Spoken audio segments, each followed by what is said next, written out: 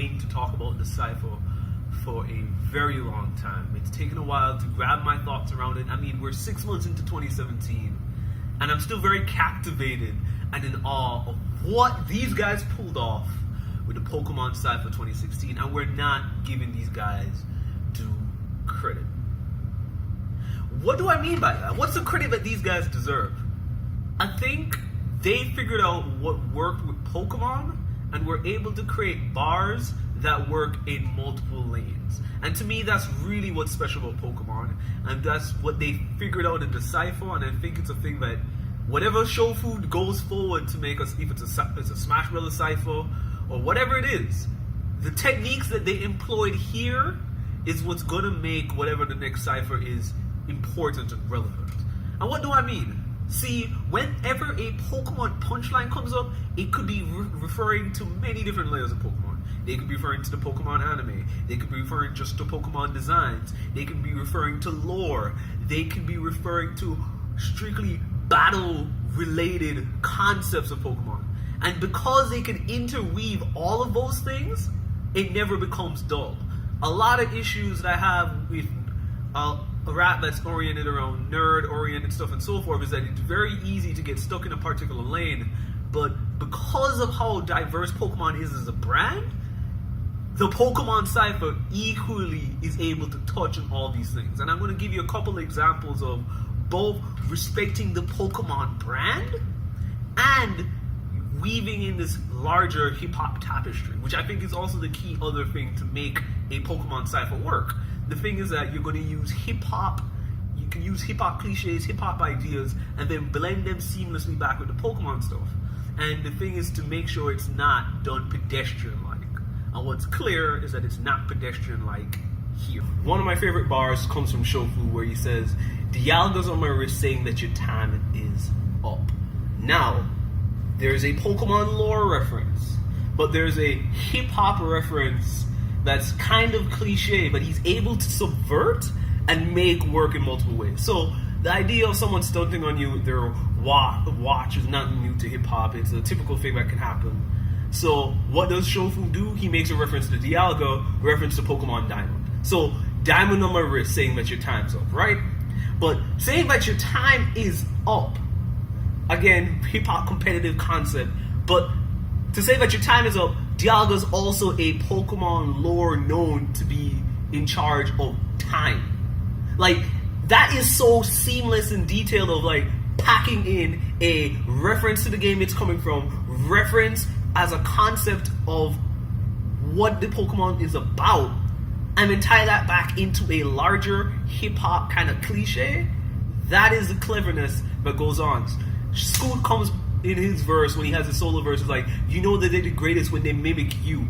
And again, very simple line, but it goes back to show what I think is very eloquent.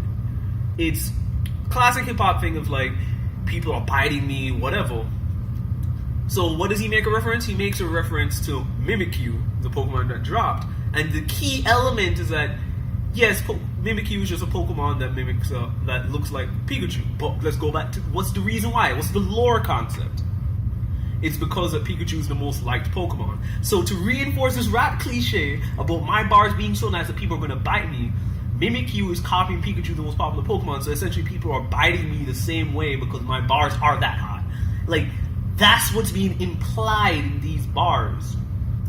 And it's not that they always get it right. I think one of the weaknesses of the Pokemon Cypher 2016 is that when they make reference to Pokemon design-wise and in terms of how they look, it can be very dull. And I think that's something that they're going to have to navigate. I forgot who has a line who says like, "That's a hot ride like a ponyta."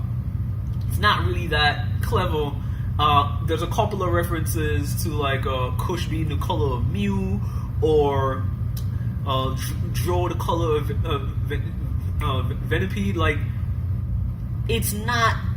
It's just making a reference that Mew is purple. Like, there's nothing that's like multi-layered. There's nothing extra being communicated here. It's just, it looks like this, so I'm going to make a reference to that, as opposed to fitting into some other interesting concept. But the best examples of this multi-layering going on, I think, is really GE. GE weaves so much of what I think is beautiful about Pokemon Cypher throughout his verse. Oh, back on the beat like a terracotta, blaring out Terria, gave adversaries a perish song. Ooh, probably my favorite. Like, he has my favorite verse.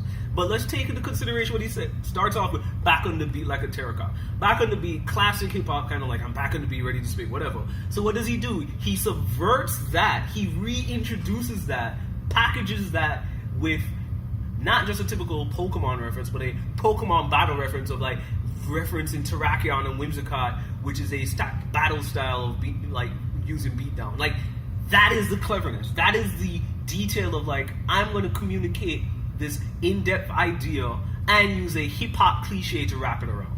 That's what this Pokemon type. I mean, even take stuff that I don't even like, the way that he subverts it is like, I can't even argue.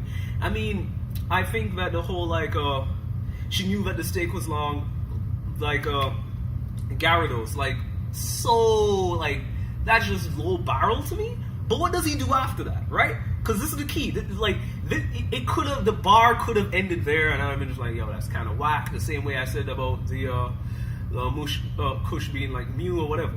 But what does he do? Then he starts using the classic, like, raps off as like, my flow is outrageous. So he makes a Gyarados reference, and then he extends the metaphor consistently, talking about like, my flow is outrageous, classic hip hop thing, was like outrageous dragon move from the Gyarados. Then you must not feel it because you're a fairy, insinuating weakness, which pedestrian, whatever. But the combo of references is strong because now you made the dragon reference, you extended the dragon reference in concept of your flow, then you extended that behind that, using the classic idea of like someone else being weak, making the reference to fairy because fairies can't feel dragon moves. Like, that is weaving idea after idea. GE's not the only one to do it though. CTC, again, with like the references that you're able to make. When he starts talking about like a Pincer will mess up your family though, but as far as the anarchy goes, I blame the Pidgeotto. Like, this is what I talk about, like Pokemon being so multi-layered that you can make references so deep that work. Where, as far as anarchy goes, I blame the Pidgeotto. So you're going to use your classic, like, spit battle bars essentially, and then now make a Twitch Plays Pokemon reference because there's a lore behind that to explain your ridiculousness. Like, that's context, that's concept. So CTC ends his verse with, don't let me polish the rock, Orlando will sleep you like I'm Mr. White. Messing with the pink man, slinging up rocks like I'm Mr. White. Then my ente, sweep you, Rocco, come for the rest of your dog's life, I'm Mr. White. So, let's kind of pull back what he pulled off here. And I'm going to just say the first thing that comes to mind is like, I wish he made this reference when this was 2009. Like, it's one of the things of like, making a sports reference that layered within this is going to punch less hard because of the timing. Which is, for those who don't recognize, don't let me polish rock Orlando and sweep like I'm Mr. Dwight. So he's playing around the homonym of Mr. White, Mr. Dwight, where essentially don't let me polish the rock or Orlando will sweep you. So the Pokemon battle concept of like Landorus is known for sweeping, and you have to use rock polish to keep up your speed so you can actually sweep, and which sweep means like you beat the entire team, whatever. That's the core concept. That's the battle concept of that. Then he extends that to a basketball reference talking about don't let me polish the rock like I'm Mr. Dwight, which is the same idea of like polish the rock, keep the rock like I'm Dwight Howard. Orlando. So no longer does Orlando, or as in Orlandorus, now means Orlando as in the town, referencing to Dwight. Like, that's meticulously put together. Then he comes around, taking this whole idea, messing with the pink man, slang up the rocks again, extending the metaphor where pink man, another battle reference of slang up the rocks, referring to throwing out a stealth rock and pink man being Clefairy, whatever. Those are bars of the battle levels of Pokemon, which is a whole concept in itself. Then he's able to extend that to this movie reference of the Reservoir Dogs. Like,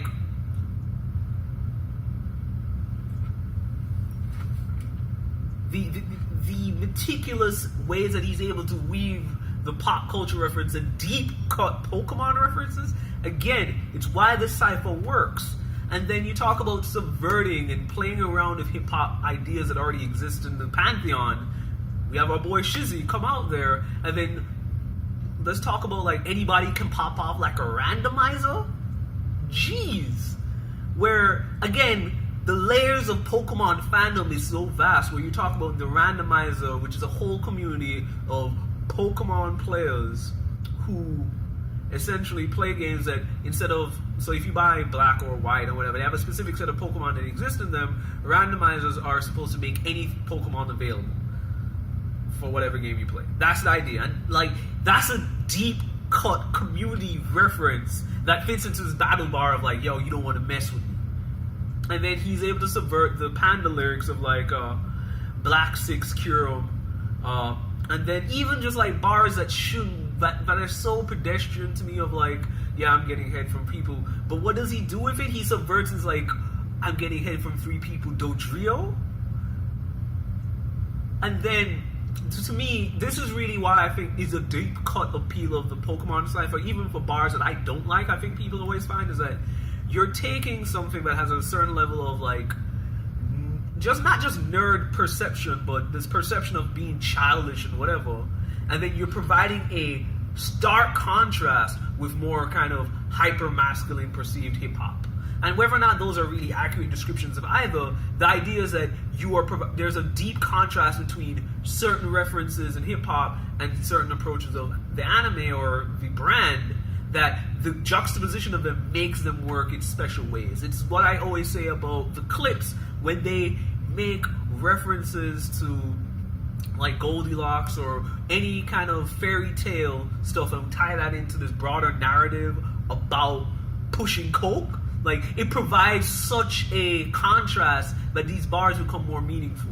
And I want to end with Shizzy's bars like, I have metal in hand like Alakazam, which, again, another underrated bar, and it fits so much of that concept of like Alakazam holding a spoon, but I hold the metal like Alakazam being I hold the metal like a tech or actual weapon. Like, there are layers here.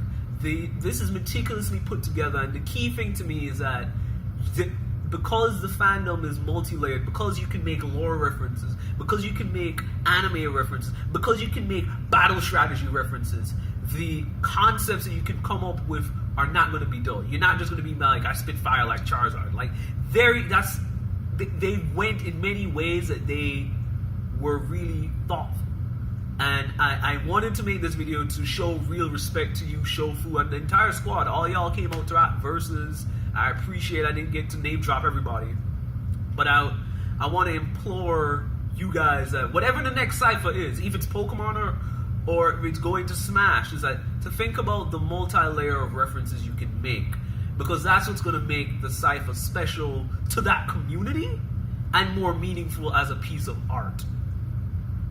If it's a Smash, think about the meta lore of people waiting to see Cloud, or think about losing Ice Climbers. Like, you can't just make in-game references. You gotta think outside the box. But I know you guys know that already, but it's something that for anybody who wants to ever do a Pokemon Cypher or do any of these like dope anime blends into hip-hop, you gotta think more deeply.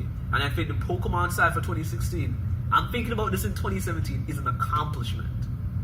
Anyways, man, I hope you guys appreciate the video. I'll be back soon. Peace, love.